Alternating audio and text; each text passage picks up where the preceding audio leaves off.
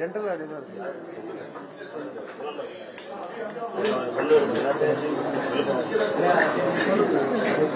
Bus வந்து கிளம்ப ஆனால் ரயில் மாதிரி தாங்க வந்துட்டு போகணும். பஸ் ஒவ்வொரு பஸ்ஸும் பார்த்தீங்கன்னா ரயில் மாதிரி. ஆனால் பிக்கப் பண்ணிட்டு வர பொறுத்த வரைக்கும் தாம்பரம், மாதாவரம், பாரிஸ் பாரிஸ்லேருந்து வருதுன்னு எந்த பஸ் வந்துங்கிறீங்க நீங்க? ஊருக்கு போற பஸ், வெளியூருக்கு போற பஸ் எல்லாமே அந்த ஊருக்கு போற பஸ் எல்லாம் கிளம்பாமல இருந்து ஆப்ரேட் ஆகுது. வேற எங்கிருந்து ஆப்ரேட் ஆகுது? நான் சொல்றது முதல்ல நான் சொல்லிருக்கேன். கோயம்பேட்டில் எத்தனை பஸ் ஆப்ரேட் ஆகுதோ அதெல்லாம் இங்க இருந்து ஆப்ரேட் ஆகுது. சோ வெளியில இருந்து யாரையும் கூப்பிட்டு வர முடியாது. இங்க வந்து இங்க இருக்கிறதா கூப்பிடுவோம். ரெண்டாவது ஷெட்யூல் சர்வீஸ் இருக்கு. இத்தனை மணிக்கு பஸ் கிளம்புல அந்த டைம் படி பஸ் கிளம்பும். நம்ம வந்து இப்ப இன்னைக்கு முகூர்த்த நாளுக்கு வந்து கூட்டம் அதிகமா வந்துருக்கும் போது நீங்க வேற ரூட் பஸ் எடுத்து கட் பண்ணிட்டு போட்டா அந்த ரூட்ல போறவங்க என்ன டைமிங் பஸ் இருக்கோ அந்த டைமிங் பஸ் அறிவிச்சது வரலன்னா நம்ம பிரச்சனை. நான் ஒரு மணி நேரமா வந்து நிக்கிற பஸ் வரலன்னு சொன்னா அதுக்கு வந்து எல்லாமும் பஸ் விட்டு நினைச்சா ஒண்ணுமே யாராலையும் ஒண்ணும் பண்ண முடியாது. இதுதான் மேட்ரு. நீங்க சொல்ற மாதிரி தாம்பரத்துல இருந்தோ இதுல இருந்தோ பஸ் மக்களை யாரும் பிக்கப் பண்ணிட்டு வரல. எல்லா சர்வீஸும் 80% சர்வீசஸ் வந்து இங்க வந்துருச்சு. 20% சர்வீசஸ் மட்டும் மாதாவரத்துல இருந்து அது வந்து லாங் போற பஸ்ஸஸ். அதனால முழு பஸ்ஸும் இங்கதான் இயங்குது. வேற எங்கேயும் பிக்கப் பண்ணி வர வாய்ப்பு இல்லை. முழு பஸ் இயங்குற மாதிரியா இருந்தா அனைத்து பஸ்ஸும் இங்கே அனைத்து பஸ்ஸும் நீங்க நிக்கிற பேர் 1000 பஸ் இங்க நிக்காதுங்க.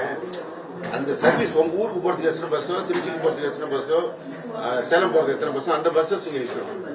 அது மாதிரிதான் உங்களுக்கு அதுல இவர் வந்து செஞ்சு போகணுமா? நீங்க எங்க போகணும்? எங்க போகணும்? செஞ்சிக்கு எத்தனை மணிக்கு பஸ் இருக்குது? செஞ்சிக்கு சார் இங்க இருந்து நமக்கு வந்து எவ்ரி 15 மினிட்ஸ் 15 நிமிஷத்துக்கு ஒரு வண்டி இருந்து நைட்டு நமக்கு வந்து 11 மணிக்கு. இல்ல இப்ப பகல்ல அவர் வந்து நிக்கிறாங்கிறாரு. சாம்பிள் மாதிரி வந்து கம்பெனிக்கு வந்து அந்த என்ட்ரன்ஸ்ல போய் ஏறிக்கிறாங்க. சீட்டு வேணும் எல்லாரும் ஆசைப்படுறாங்க. அங்க போய் நிக்கிறாங்க. காவல்துறை சொல்றாலும் அவங்க கேட்காம அங்க நின்று ஏறிக்கிறதுனால பிளாட்ஃபார்ம் நிக்கிற ஜனத்துக்கு வண்டி ஏதோ ஃபுல்லா வருது. வேற எங்கேயோ வருது. உள்ள பஸ் போலீஸ்ல தான் நம்ம சொல்லி ரெகுலேட் பண்ண சொன்னோம். அதுதான் அவங்க காவல்துறை உத்தரவு பிரகாரம் டோர் லாக் பட் இருந்தாலும் ஒருத்தர் ஸ்லிப்பாய் கேட்கறது அவங்களுக்காக அவங்களுடைய தந்தையை வந்து அங்க வந்து வர மாதிரி 15 நிமிஷமா வேற வந்து 1 மணி நேரம்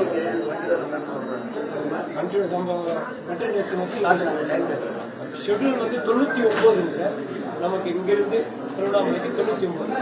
நேற்று மட்டும் 137 வண்டி Villupuram corporation MTC night late ஹவர்ஸ்ல 23 வண்டி வாங்கிட்டு சார். மொத்தம் 150 வண்டிக்கு 160 வண்டிக்கு மேல நம்ம போட்டாச்சு.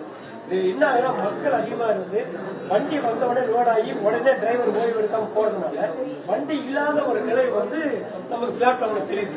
இப்ப ஜனம் லோடு ஆகும் பின்னாடி பார்க்கிங்ல வண்டி இருக்கும். அப்ப வண்டி இருக்கிற மாதிரி தெரியும். இந்த நடைமுறையோட டிரைவர் ஓய்வு எடுக்காம அப்படியே கிளம்பிடுறாங்க. வண்டி வந்த உடனே லோட் பண்ணிட்டு அப்படியே போறதுனால வண்டி இல்லைன்ற மாதிரி. ஏன்னா கோயம்பேட்டில் என்ன பஸ் இருந்தோ அதே பஸ் அந்த பஸ் வேற எங்கேயும் போகல. அப்புறம் எப்படி இந்த பிரச்சனை வரும்? இல்ல அவர் சொல்ற மாதிரி உள்ள வரும்போது அங்க லோட் ஆகிற மாதிரி இருக்கணும். பிளாட்ஃபார்ம் வந்து ஆகிற மாதிரி பார்க்கணும்.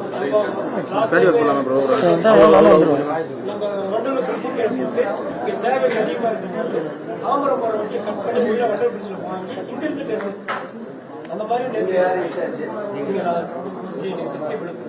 நான் என்ன சொல்றேன், இது மாதிரி அதிக டிமாண்ட் இருக்கிற கூடுதலான பஸ் கொஞ்சம் ஆப்ரேட் பண்ணுங்க. அதுதான் சார்.